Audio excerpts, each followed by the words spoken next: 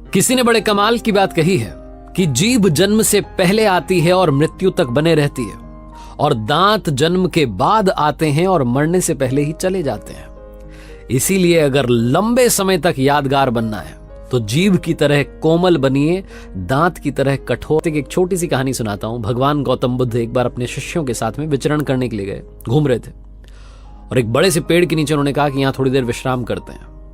जब सारे शिष्य बैठ गए, भगवान गौतम बुद्ध वहां बैठ गए, तो उन्होंने पूछा कि क्या यहां शांति का अनुभव कर रहे हैं? शिष्यों ने कहा हाँ, यहां सुकून मिल रहा है, अच्छा लग रहा है, खुशी हो रही है। तभी एक शिष्य ने कहा कि भगवान, मैं आपसे एक सवाल करना चाहता हूं। मेरे जीवन में बहुत दुख था, इसलिए मैं भिक्षुक बन गया, मैं आपकी शरण में आ गया, लेकिन मैं आज तक नहीं समझा कि दुख होता क्या है। भगवान गौतम बुद्ध ने कहा कि मैं तुम्हें एक कहानी सुनाता हूं, शायद तुम समझ पाओ, सब लोग समझ पाए कि दुख क्या होता है। उन्होंने कहा कि एक बार एक शहर में सेठ जी रहा करते थे, और सेठ जी का व्यापार था, अच्छा खासा चल रहा था। वो दूसरे शहरों में जाया करते थे बिजनेस के सिलसिले में। एक बार वो काम के सिलसिले में दूसरे शहर में गए, अपना काम निपटाने के बाद में थोड़ा समय उनके पास बचा तो मार्केट एक्सप्लोर करने लगे, और उन्हें एक सजावटी आइटम पसंद आ गया। बड़ा ही महंगा सा तोहफा था, उन्होंने खरीद लिया। वो महंगा सामान लेकर के वो अपने शहर आ गए, घर आ गए। उनके घर में एक नौकर रहा करता था जो बड़े सालों से उनकी सेवा कर रहा था, वफादार था।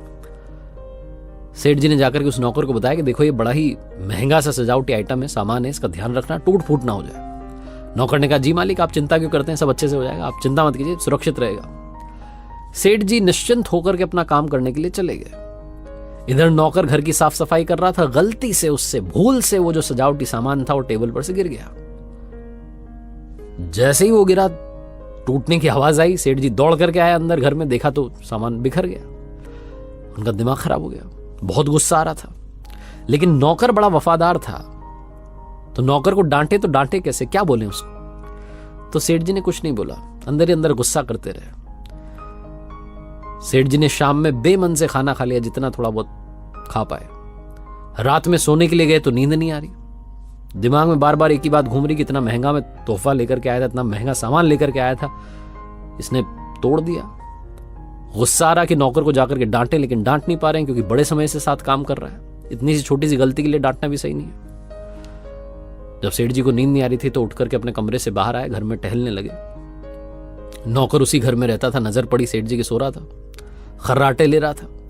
सेठ जी को और गुस्सा आया कि देखो, मेरा इतना महंगा सामान टूट गया और इसको कोई चिंता नहीं है। अगली सुबह सुबह सेठ जी को एक आइडिया आया, एक तरकीब आई।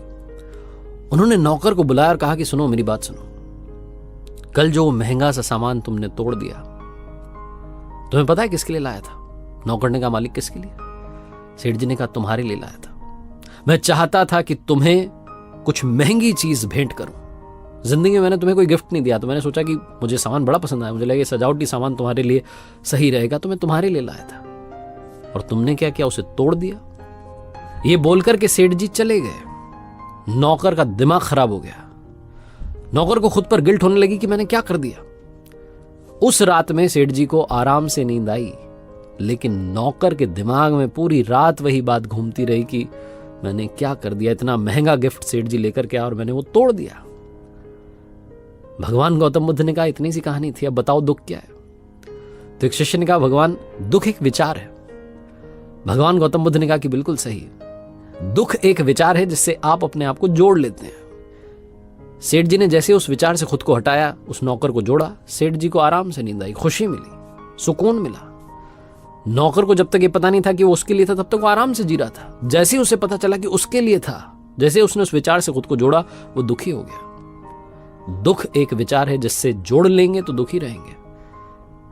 इसका सल्यूशन सिर्फ इतना सा है, ये मान के चलिए कि दुनिया में सब कुछ टेम्पररी है। जिस दिन आपने मान लिया कि कुछ पल के लिए, कुछ क्षण के लिए वो सामान, वो चीज, वो रिश्ता आपके साथ जुड़ा है, आप कम दुखी रहेंगे। तो जिंदगी में कभी दुखी हो तो ये महसूस करना कि यहां सब कुछ क्षणिक है, सब कुछ टेम्पररी है, नथिंग इज परमानेंट। परमानेंट आपकी सोल है, उसका ख्याल रखिए। एक बार फिर से कहूंगा जो अक्सर कहता हूं, ऊपर वाले के आशीर्वाद के साथ, अपनों के प्यार के साथ और अपनी सच्ची मेहनत के साथ कर दिखाओ कुछ ऐसा कि दुनिया करना चाहे आपके जैसा। याद रखिए, हर सोमवार सुबह 9:30 बजे मेरे साथ देखिए एक नई कहानी।